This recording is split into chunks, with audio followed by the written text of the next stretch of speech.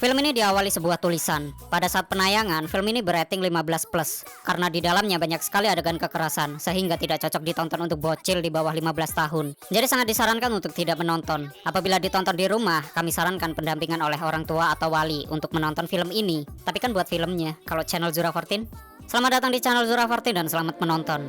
Prolog bentar, bahwa di awal milenium negara ini mengalami kemunduran. 15% penduduk tidak mendapatkan pekerjaan, yang dalam artian 10 juta orang pengangguran. 800.000 murid-murid tidak bersekolah dan kriminalitas remaja semakin memuncak. Orang-orang tua atau dewasa kehilangan kepercayaan dan merasa takut dengan remaja. Lalu diciptakan suatu permainan untuk merubah pendidikan di awal tahun milenium ini, yaitu Battle Royale. Dan cerita diawali oleh seorang wanita yang diberi nama nomor 4 dari kelas E. Sekolah menengah pertama, Zen Suji telah terpilih menjadi pemenang dari 43 siswa lainnya. Dan permainan ini berlangsung selama 2 hari 7 jam 43 menit 69 detik. Dan bisa kita lihat ternyata dia nggak dapat chicken tapi dapatnya boneka. Ya udahlah. Beberapa bulan kemudian ditunjukkan sebuah foto guru dan seluruh murid SMP Shiroiwa. Lalu ada salah satu siswa yang bernama Suya Nanahara, yang jelas bukan rokok Surya. Dia menceritakan bahwa ibunya telah meninggal ketika dia masih kelas 4 SD. Dan pada hari pertama Suya masuk SMP kelas 1, ayahnya gantung diri. Ayahnya meninggalkan sebuah pesan yang bertuliskan, "Pergilah Suya, kamu bisa melakukannya Suya." Dan kini Suya nggak tahu apa yang harus dilakukan. Bahkan tak ada seorang pun yang membantunya. Di suatu pagi datang seorang murid perempuan yang bernama Noriko Nakagawa. Dia melihat gurunya yang bernama Kitano sedang sendirian. Lalu Noriko meminta maaf kepada Kitano bahwa dirinya telah terlambat dan gak tahu semua hal yang terjadi. Di sini Kitano menuliskan bahwa hari ini kita akan pergi berlibur untuk kelas 9B Shiroiwa. Kitano sendiri merasa bahwa dirinya sebagai guru sudah tidak ada harga dirinya karena hampir seluruh murid selalu meremehkannya dan menganggapnya seperti sampah. Bahkan Kitano tanpa sengaja disayat oleh salah satu murid menggunakan pisau sehingga Kitano terluka. Dan akibat hal itu, Kitano meninggalkan sekolah tersebut dan gak mau mengajar di sana. Namun kata Suya, mereka tidak memperdulikan hal tersebut. Yang mereka mau hanyalah bersenang-senang tanpa aturan orang-orang dewasa. Singkatnya, seluruh murid kelas B diajak berlibur ke suatu tempat yang tentunya belum mereka ketahui. Tanpa sengaja, Suya melihat beberapa militer yang berada di pinggir jalan. Lalu bis itu memasuki sebuah terowongan yang kemudian seluruh murid tertidur. Sedangkan Suya dia terbangun sendirian dan melihat orang-orang telah tertidur. Yang kemudian, Suya didatangi mbak-mbak kernet yang memakai sebuah masker anti radiasi. Melihat Suya tersadar sendirian, kernet itu memukul Suya hingga pingsan. Waktu Suya atau seluruh murid sudah tersadar, mereka berada di suatu ruangan yang dijaga militer bersenjata. Dan mereka mendapati diri mereka dipakaikan sebuah kalung. Suya mencoba membangunkan kedua sahabatnya yaitu Noriko dan Kuninobu. Seluruh murid melihat dua orang asing. Dan waktu mereka melihat ke jendela ruangan tersebut, mereka melihat sebuah helikopter militer dan beberapa militer yang sedang baris untuk menyambut seseorang. Yang ternyata orang itu adalah Kitano. Kitano dan beberapa militer bersenjata memasuki ruangan para murid-murid yang disekap tadi. Melihat Kitano, seluruh murid merasa heran. Yang kemudian Kitano menyuruh para murid untuk duduk dan mendengarkan bacotannya. Kitano menjelaskan bahwa dirinya mantan wakil kelas 9B Shiroiwa. Namun sekarang dia menjadi wali kelas B lagi. Kitano juga memberitahu ada 2 siswa pindahan. Yang pakai baju pakaian biru itu bernama Sogu Kawada. Dan yang pakai pakaian hitam bernama Kazo Kiriyama. Bukan Kananyama, tapi Kiriyama. Lalu Kitano menuliskan sebuah tulisan Battle Royale. Dan beberapa siswa mengeluhkan keadaan mereka. Yaitu kita berada di mana dan siapa orang-orang ini. Lalu Kitano memberitahu sebuah undang-undang bahwa negara ini sekarang udah tidak ada gunanya lagi. Kitano mengatakan ke mereka bahwa sebelum aku berhenti, aku bilang untuk tidak membuat onar. Namun murid-murid ini malah berbuat nakal dan tidak berangkat sekolah. Oleh karena itu, kini mereka sekolah lagi di tempat baru ini. Namun kali ini, para pemimpin di negara ini berkumpul dan mengesahkan sebuah undang-undang baru ini, yaitu Battle Royale. Dan untuk pelajaran hari ini adalah saling membunuh satu sama lain, hingga tersisa 1 orang untuk pemenang dan gak ada yang boleh melanggar aturan. Namun di sini ada salah satu murid yang tak mengerti penjelasan Kitano. Lalu Kitano memperlihatkan guru baru kelas B yang bernama Hayashida, yaitu dia menentang tentang hal baru ini. Melihat guru baru mereka mati, seluruh murid ketakutan. Setelah hal itu, Kitano memperlihatkan sebuah video, yaitu video cara baik dalam bertarung dalam Battle Royale oleh Komite Hukum Battle Royale. Di dalam video ada seorang cewek yang akan menjelaskannya. Kata nih cewek, kelas 9B Shiroiwa adalah kelas beruntung yang terpilih pada Battle Royale. Healah, beruntung apanya coba. Kemudian dia menjelaskan aturan permainan game, yaitu mereka akan berada di sebuah pulau terpencil dan pulaunya tak berpenghuni. Untuk luasnya sendiri sekitar 10 km. Dan tiba-tiba ada seorang murid yang berisik. Dia bernama Fujiyoshi. Melihat itu, Kitano langsung membunuhnya. Oleh karena itu, perempuan nomor 18 Fujiyoshi tewas sebelum pertandingan. Disconnect mungkin atau internetnya lemot. Jadi pemain yang tersisa kini hanya 41 siswa. Melihat Fujiyoshi mati, seluruh murid ketakutan dan histeris. Namun ditenangkan oleh para militer. Dan tanpa sengaja Noriko, yaitu teman Nobu, tertembak sehingga Nobu marah ke Kitano. Namun di sini Kitano menyayat kaki Nobu. Dan hal itu sama seperti waktu Nobu menyayat kaki Kitano waktu di lorong sekolahan. Healah, balas dendam anjir. Oke, lanjut ke video peraturan Battle Royale. Jadi pulau ini terbagi menjadi beberapa wilayah. Dan Kitano akan memberikan pengumuman terbaru setiap jam 12 dan jam 6, yaitu siang ataupun malam, sebanyak 4 kali dalam sehari. Dan hal itu akan memberitahukan kepada mereka di mana wilayah zona larangan berbahaya. Intinya bila mereka ada di zona itu, mereka harus cepat-cepat pergi. Dan kenapa begitu? Yaitu karena kalung yang mereka pakai, kalung itu 100% tahan air, tahan banting dan tidak bisa dihancurkan. Dan yang paling penting, kalung itu bisa memberitahu posisi para pemain. Intinya bila mereka berada di zona berbahaya saat waktu habis, kalungnya akan membunyikan alarm kemudian meledak. Jika mereka merusaknya atau membukanya, kalungnya juga akan meledak. Jadi jangan mencobanya. Mendengar dengan omong kosong ini, Nobu kembali marah dan ngamuk. Lalu Kitano menunjukkan ke mereka cara kerja ledakan kalung. Dan hal itu dilakukan ke Nobu.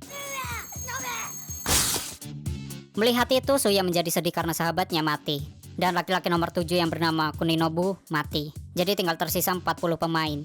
Dasar noob, belum main udah barbar. Lanjut ke peraturan Battle Royale. Untuk permainan ini memiliki batas waktu yaitu 3 hari. Dan jika dalam waktu tersebut belum ada yang menang, secara otomatis kalung yang mereka pakai akan meledak secara bersamaan. Oleh karena itu mereka semua harus berusaha untuk menjadi yang terbaik dan chicken dinner. Setelah Mbak di video tadi selesai menjelaskan, Kitano memberikan pertanyaan bagi para murid yang belum jelas. Lalu ada salah satu murid yang bernama Mimura. Dia bertanya ke Kitano, "Mengapa kau melakukan ini?" Kitano pun menjawab,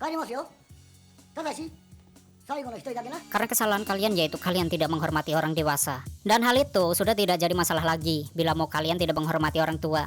Karena sebenarnya hidup adalah permainan. Jadi bertarunglah untuk bertahan hidup dan cari tahu apa kalian pantas untuk hidup." Singkatnya permainan akan dimulai. Mereka akan diberi sebuah tas yang di dalamnya ada berbagai macam senjata. Dan senjatanya random. Nasib buruk dapat senjata jelek, nasib baik dapat senjata bagus. Dan ditambah di dalam tas juga ada berbagai bekal makanan, minuman, senter, dan peta. Oh ya, ada sedikit hal kocak. Bahwa permainan ini sudah dipersetujui oleh para orang tua para murid. Dan aku sedikit berpikir, orang tua macam apa yang memperbolehkan anaknya main permainan kayak gini?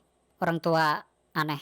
Lalu permainan pun dimulai, yaitu hari pertama jam 1:40 malam. Dan seorang laki-laki yang bernama Akamatsu keluar pertama dari ruangan tersebut, lalu dia diberi 2 tas. Setelah itu perempuan yang bernama Inada keluar dari ruangan. Dan bla bla bla hingga 2 murid baru yaitu Kawada dan Kiriyama, yaitu peserta yang paling berbahaya di antara yang lainnya. Di awal permainan, Suya melihat temannya yang bernama Tendo telah mati dibunuh oleh Akamatsu menggunakan sebuah crossbow. Lalu Akamatsu menyerang Suya dari bukit. Dan Suya pun melemparkan sebuah senter ke Akamatsu, sehingga Akamatsu terkena dan jatuh dari bukit. Saat Akamatsu mencari crossbow-nya, datang Kazushi Hinida yang membunuh Akamatsu. Akibat hal itu, 2 pemain yaitu laki-laki Akamatsu nomor 1 dan perempuan Tendo nomor 14 telah mati. Dan kini tinggal 38 pemain yang masih hidup. Baru di awal saja sudah terlihat menarik sekali permainannya. Setelah hal itu, Noriko dan Suya berlari dan bersembunyi di sebuah gua dekat pantai. Suya mencoba untuk mengobati luka bekas tembakan waktu di ruangan berkumpul tadi. Lalu mereka berdua mengecek persenjataan mereka berdua. Di sini Suya mendapatkan senjata tutup panci, sedangkan Noriko mendapatkan sebuah teropong. Anjir. Buat apa tutup panci? Mau masak. Di sisi lain, salah satu kapten yang mengawasi para pemain memberitahu bahwa geng Numais bertemu dengan Kiriyama. Pelit banget anjir. Diperlihatkan Kiriyama dikepung salah satu skuad dan dibully. What? Dibully? Kiriyama pun menunjukkan skillnya dan membantai satu skuad.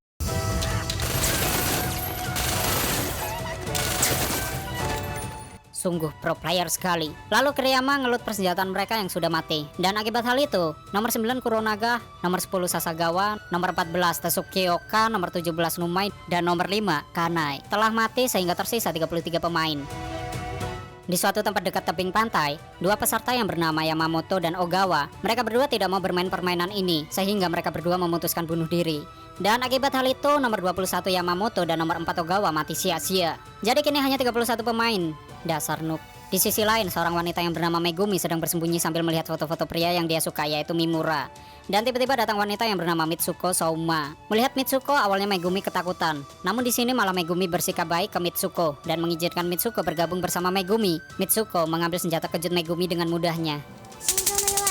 Yang kemudian Mitsuko menyerang Megumi sehingga Megumi mati dengan arit milik Mitsuko. Dan Mitsuko sedikit menceritakan bahwa kedua teman yang bernama Yoshimi dan Kuromoto telah mati bunuh diri. Oleh karena itu nomor 3 Megumi, nomor 21 Yoshimi, dan nomor 8 Kuromoto telah mati. Sehingga tersisa 28 pemain. Dan di jam 6 pagi, Kitano mengumumkan beberapa peserta yang sudah mati dan kapan mereka mati, yaitu Tendo, Akamatsu, Kuronaga, Sasagawa, Tsukeoka, Numai, Kana, Yamamoto, Ogawa, Kuromoto, Yoshimi, dan Megumi. Lalu Kitano memberitahu lokasi-lokasi yang berbahaya. Ya ini ibaratnya zona yang menyusut dan kalau mereka nggak keluar dari zona itu, kalungnya akan meledak sesuai waktu yang ditentukan. Oleh karena itu seluruh peserta harus mencatat lokasi tersebut, yaitu dimulai dari arah jam 7 di B5, dari arah jam 9 di E8, kemudian dari arah jam 11 di F2, dan permainan dimulai lagi. Setelah mendengar arahan Kitano, Noriko dan Suya pergi ke arah selatan untuk menyelamatkan diri. Di perjalanan dia bertemu dengan Oki yang barbar, mau membunuh mereka berdua menggunakan kampak. Suya mencoba melawan Oki dengan tutup panci. Bangsat sih, tutup panci juga berguna ternyata. Singkatnya Suya berhasil mengalahkan Oki dengan senjatanya Oki yang ditancapkan di kepalanya Oki. Dan tiba-tiba datang Motobuchi yang ingin menembak Suya menggunakan revolver. Namun hal itu dicegah oleh Kawada yang langsung muncul dan menembak Motobuchi menggunakan shotgun. Setelah hal itu Kawada menodong Suya dan Noriko dan bersambung.